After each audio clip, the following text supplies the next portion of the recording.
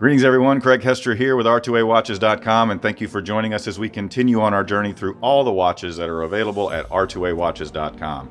You picked a really cool time to join us, as today we are talking about the Sturmanskie Luna 25, a watch I've been waiting more than a year to talk about when I first saw it last year at Basel 2019. I've been excited about this watch ever since.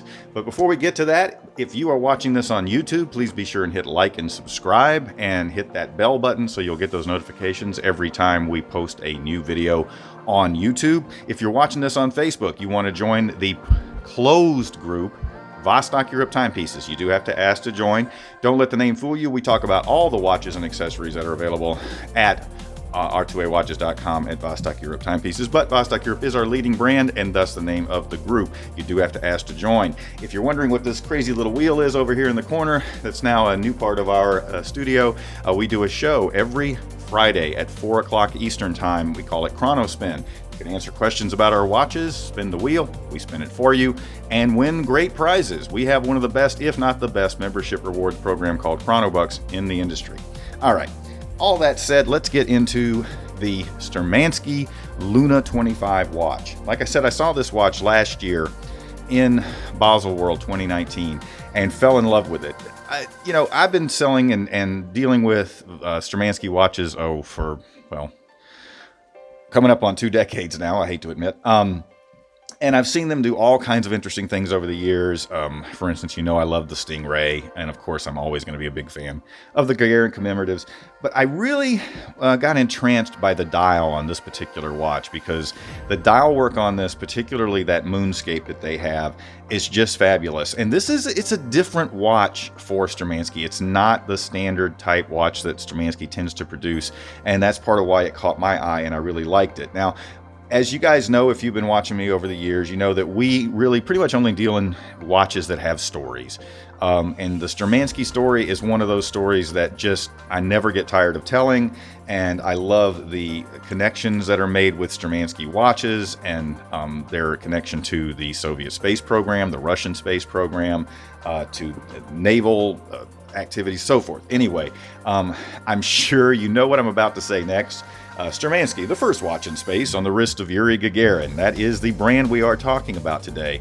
And just like the rest of their watches, there is a name, there is a theme, there is a history being tied. Now, and the interesting thing with this watch, with the Luna 25, it is not past history, it is future history that is being celebrated with this watch. How about that? I've got my little Back to the Future reference in there somehow, huh? But fortunately, you do not need 1.21 gigawatts to run this. It actually does run on a battery, because this is one of the times that Sturmanskie has decided to use the fantastic Miyota 6S series in their watches. The Luna 25, if you look here, you'll see that it is the 6S20. That gives you the 3-eye chrono.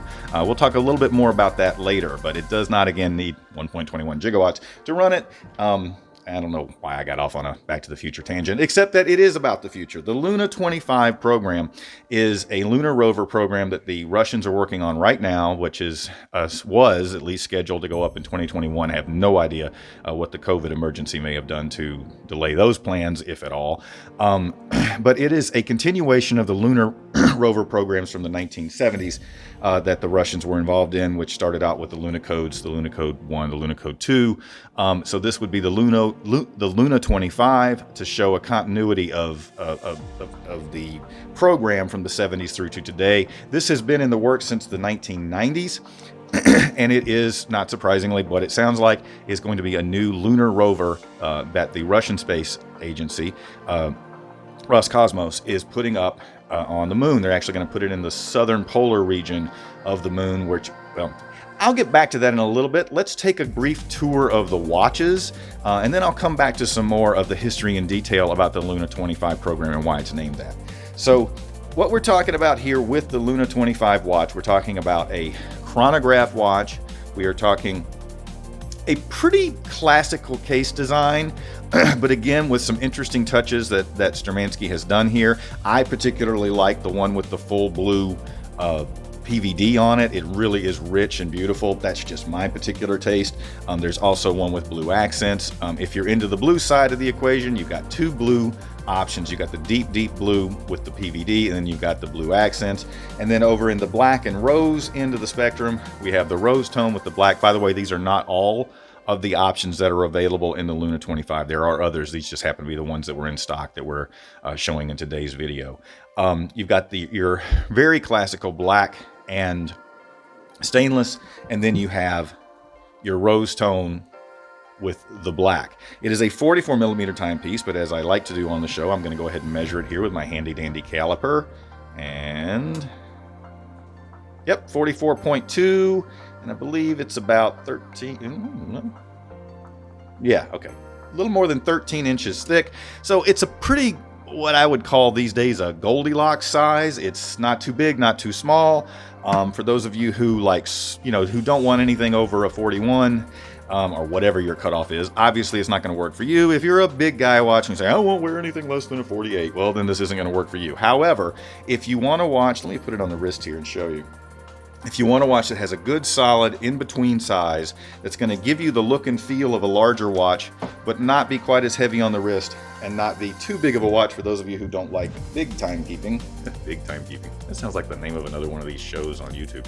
Now, welcome and join us in big timekeeping. I have no idea why I'm having so many tangents today, and I'm not going to be able to put this watch on unless I take this plastic off. So while I'm doing that, I'm going to talk a little bit more about the Luna 25 program, because it's actually important in terms of the image that is on the dial. Because, I'm just going to do it this way, guys.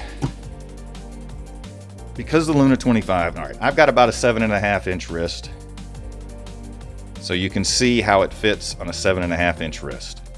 So it is not too big, it is not too small, it is a quite comfortable size on the wrist. So the Luna 25 program, here is a picture of the Rover on the back. One of the things that's really important and my favorite feature of this watch is, let me get my pointer out here. It's buried in here somewhere. I want to be really fancy today and use a pencil. So here is, you've got your moonscape here on the dial, and as I understand it, this is a topographically accurate moonscape of the southern pole of the moon. Now, why the southern pole of the moon? That's where the Lunar 25 rover is going. The reason it is going there is because of the rich deposits that are protected under in the cold of the lunar surface at the southern pole. They're going to where the Sturmanskie, which I'm sure I'm mispronouncing, crater is. Now, I am not a scientist, and nor do I fully understand what they're talking about here in terms of all the elements of it. But speaking of elements, the combination thereof that create water, part of the idea of this, as crazy as it may sound, is they believe if they excavate into the southern pole with a lunar rover, we may be able to discover that water could be released there. And if water could be released there, then there could be the possibility to have oxygen available for cosmonauts and astronauts that go back to the moon. I mean, anyway, it's a fascinating idea that they've got behind this in terms of the research and study they're going to be doing on the southern poles. So you can look that up more online and find out more about the Luna 25 program. Now, let me see if I bounce around a lot, I know. Let me see if I've got all of the features here. We do have the 6S20 series by Miyota. Now, I know some people are going to say, wait a minute, this is Sturmanskie, this is a Russian watch. Why in the world do they have a Miyota 6S series chronograph in this watch? Well, first of all, they wanted a chronograph in this watch because chronograph, the use of having a lapse time measurement in a space related watch, it certainly makes perfect sense. And since Polyot has ceased to exist a long time ago, followed by Mac time, here you can see this is a split-second chronograph on this, followed by Mac time, they no longer produce the 31 caliber movement. Now, actually, right now, Sturmanskie has out some reissues of the Sturmanskie Ocean that do have the 31 caliber movement in them, but they cost about 4 times as much as this watch, and those movements are becoming very rare. This is a limited series of 2,000 pieces. These have pieces that are going to the Russian Space Agency. This is going to be a wide release. So it wasn't possible to do this with the 31 caliber, but if you still want a chronograph, unless you're going to go Swiss with like a 7750, they're even adding, of course, even tremendously more expense. your options really go back to the quartz chronographs. Why Miyota's 6S series? Well, the Miyota 6S series, without question, is one of the best quartz chronograph movements on the planet. It is extremely well made. We have very, very few issues ever with this movement because we have several watches that use the 6S series, including Vostok Europe and Pramsius, use the 6S series from Miyota. One of the things you will always hear me say if you've been following me over the years is there are quartz movements and there are quartz movements. It's one thing when you're talking about a very inexpensive three-hand quartz movement that doesn't really do anything but basically keep time. When you're talking about the 6S series, you're talking about a serious quartz movement. First of all, there are mechanical parts in this movement and jewels similar to actual mechanical movements. And if you see let me do this again here. I'm going to reset the chronograph. Now you can see when I start the chronograph, there's very little tick in the sweep of the second hand. That's because there are actual mechanical parts in this movement, and you don't have the telltale tick of a quartz in the sweep second hand for the chronograph. Now obviously the sub-second where you have the constant second hand, it does tick, and that does show you that it is a quartz. But the point is here, this is an exceptionally well-made movement, and it is a natural fit for this. The fact that it has the mechanical parts, the fact that it has the sweep second hand, and if you can't tell, I'm vamping here to try and think of the next thing I was going to say about this, and it is gone for now. But again, if you want to have a lapse time function and you don't want to have the expense that comes with a mechanical chronograph movement, the 6S series, and then of course, yes, the Mecha Quartz series by Seiko, they are both really excellent choices. Another thing that makes the 6S series a great choice for this is the 6S series has the ability to have among the largest sub-dials in the industry. So you know how sometimes you'll see watches that have pretty big dials, and this watch has a fairly big dial. At 44 millimeter, because it has a pretty small exterior bezel, you're looking at, where are we? We're looking at a 36 millimeter dial in and of itself. That's as big as a lot of watches used to be. So you know how sometimes the chronograph dials will just get kind of lost in a big dial if they are using one of the other chronograph movements out there? That doesn't happen with the 6S series because you can have these really big sub dials. Now, I remember what I was going to say earlier, and getting back into talking about the caliber and the quality of it, the 6S series from Miyota actually costs more in terms of just the cost of the movement than the NH35 from Seiko, which is the ubiquitous automatic movement out there in so many watches today. And of course, there's good reason for that. It's a bulletproof, fantastic movement.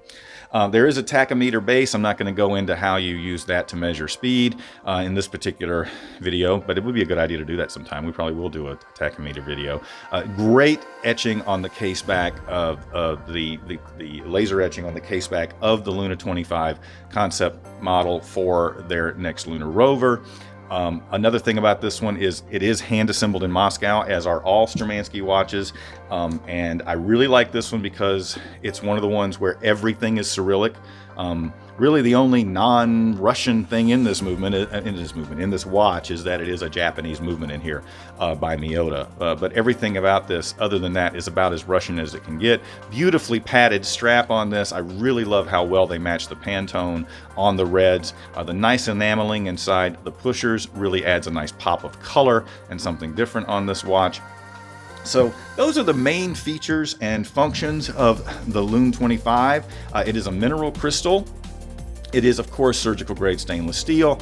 You've got top grade PVD plating in terms of the plating on the rose tone and the plating on the blue. I haven't mentioned in this video, but of course, when we talk about the rose tone in Russian, we're actually talking about what we refer to as Russian red, because in Russia and Eastern Europe, gold is actually not yellow gold, it is rose gold. In fact, if you look at people when they're wearing their wedding bands and so forth in that part of the world, you'll see that they're almost invariably are going to be rose tone and not yellow tone. Even though you have to have a doping alloy to get rose tone in your metal or in your look, metal, whether it's PVD or whether it's the actual gold that you're doping, that still represents a more purity of thought in terms of what represents gold in the Russian and Eastern European world. Really nice slope down on the lugs, and lugs being what holds the strap in place. This is a 22 millimeter, I believe, 22 millimeter strap on this. It fits very comfortably on the wrist. In a lot of ways, this really blends classical, sporty, and a fashion-forward look. So there you have it. This is the Luna 25 from Sturmanskie, the first watch in space on the wrist of Yuri Gagarin. I am Craig Hester with R2AWatches.com. Really excited to finally get around to sharing this watch with you guys. So you know what I'm going to say. Until next time, keep watching.